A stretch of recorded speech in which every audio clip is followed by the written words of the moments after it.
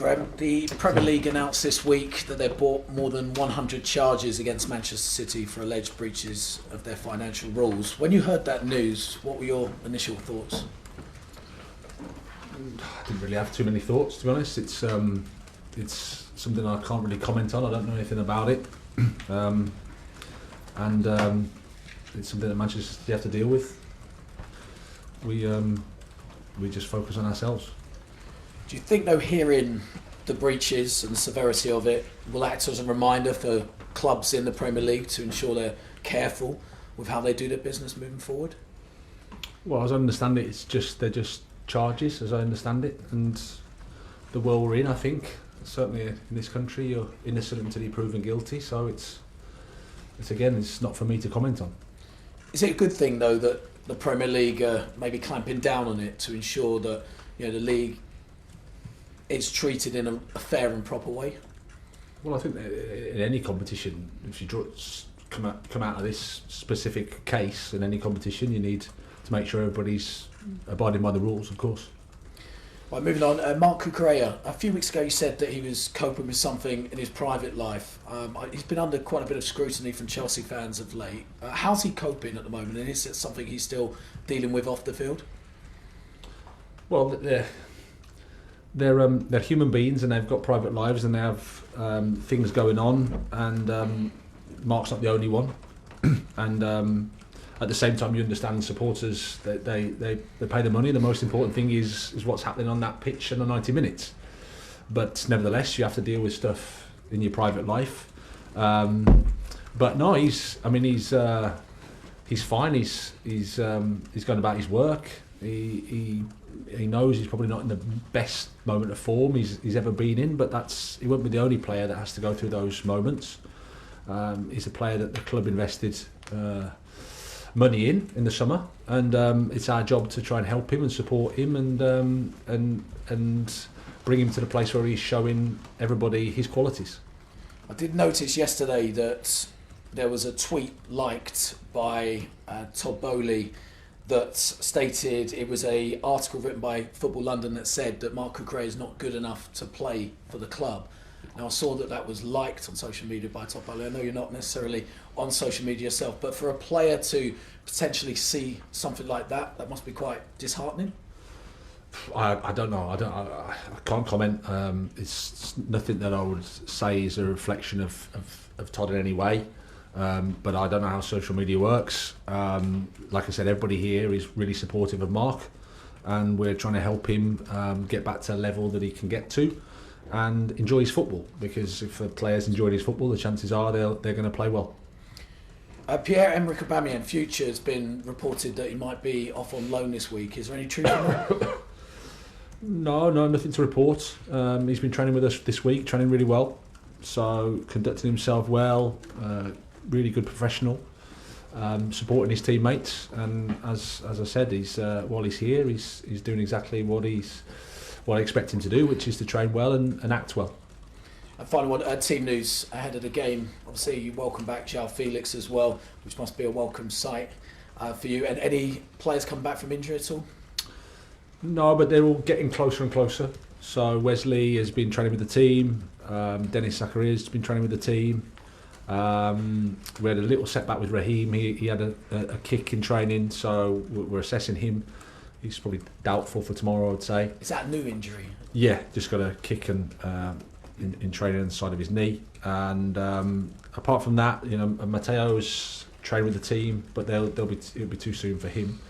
So it's good news. We've got some options. Cheers, Graham. Thank you. Alex Albright. Hi, Graham. Hi. Good, thank you. Just how much of a boost is it to have João Felix back? How much has he impressed you in training? Yeah, it's great.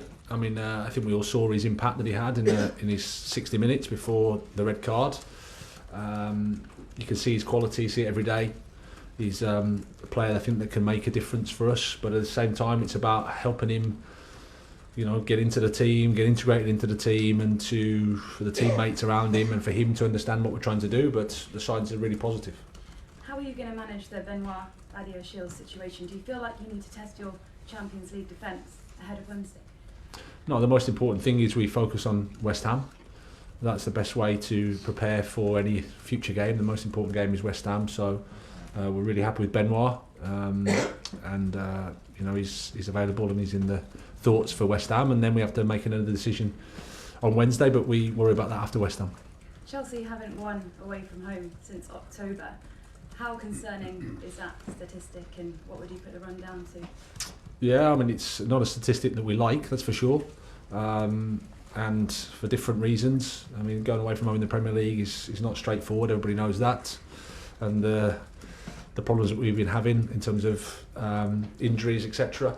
But yeah, it's something that we're trying to address. We have to start against West Ham, of course. I've been there with Brighton and had a decent record there, but it's a totally different context, different situation. We need to. It's a London derby. No love lost, I don't think, between the two teams in terms of how the atmosphere will be, which is great. It's a good atmosphere for us to test ourselves in, and then try to get the 3 points. Thank you. Good luck. Thank you. Moose, talk sport. Hi, Graham. Hello. The away form hasn't been great, but you have won at West Ham this year, you personally. When you went there with Brighton, you won 2-0 earlier in the season. Does that give you a lot of heart? Well, as I said previously, it's a totally different context, totally different occasion. I think West Ham Chelsea brings a different edge to it. Being a London derby with a relationship between the two clubs, fans, etc., etc. It's just a totally different situation. But it was nice to win there, and hopefully we can do it again. You mentioned about João Felix integrating into the squad.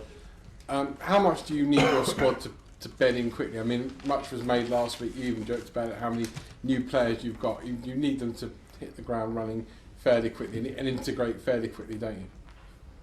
Well, if you listen to you guys, yes. And obviously, optimally, I'm going to say yes. Of course. I'm not going to say no, I need them to integrate slowly.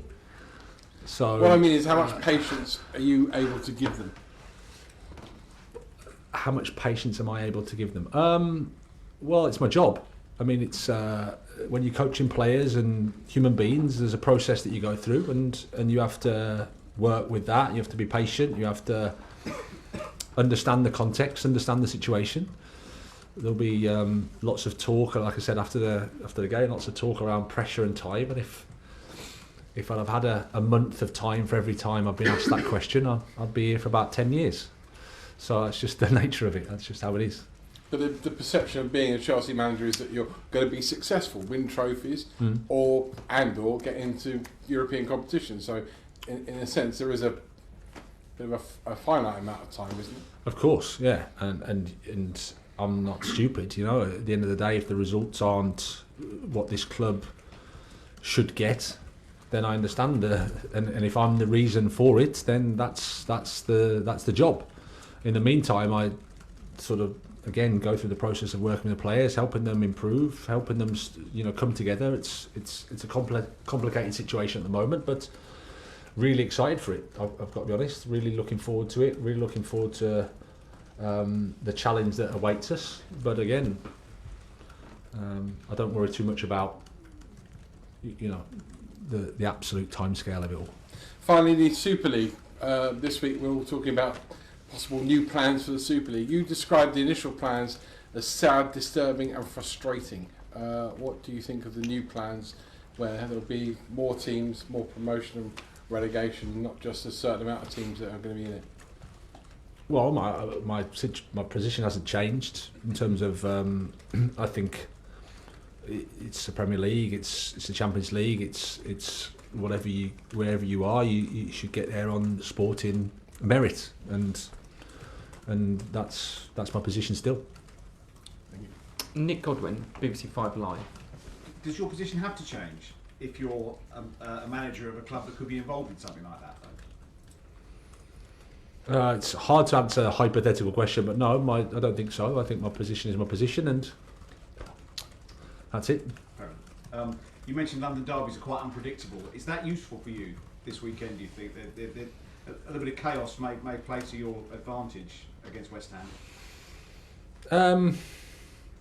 I'm not sure. I think whenever I watch West Ham, and certainly I think historically, they're always tough games. David Moyes' sides are really competitive and organised. Everybody knows what they're doing. They've got some really, really good players. Attack big spaces well. Defend in numbers and defend well. Set pieces strong. So for us it's about understanding the environment, understanding the fact that it is a London derby, understanding that we have to match whatever intensity is coming at us with our own, and start the game well and try to take the 3 points. West Ham have had quite a lot of investment over the last few months and have perhaps struggled to integrate players and play as a whole. Do you recognise the difficulties that David Moyes has had in that regard? I have no sympathy for him, no whatsoever. Adam, It's a joke, sorry. Too late. You were pictured this week having lunch with the owners and Emma Hayes. I'm not expecting you to divulge the details of the conversation, but have expectations changed since the January window, and how is your relationship with the ownership changing as the club invests and progress? I think the expectations have always been the same, which is we want to develop a team that ultimately wins, and we know that there's opportunities to make changes to the team in windows when they're open. So that hasn't changed, and my relationship has been consistent with them in terms of there's been regular dialogue and regular conversation, and we understand where we both are in terms of where we see the picture, where we see the team, and we're working together really well, I think, to try to keep improving. Okay, that's the end of the broadcast section. Cameras off, please.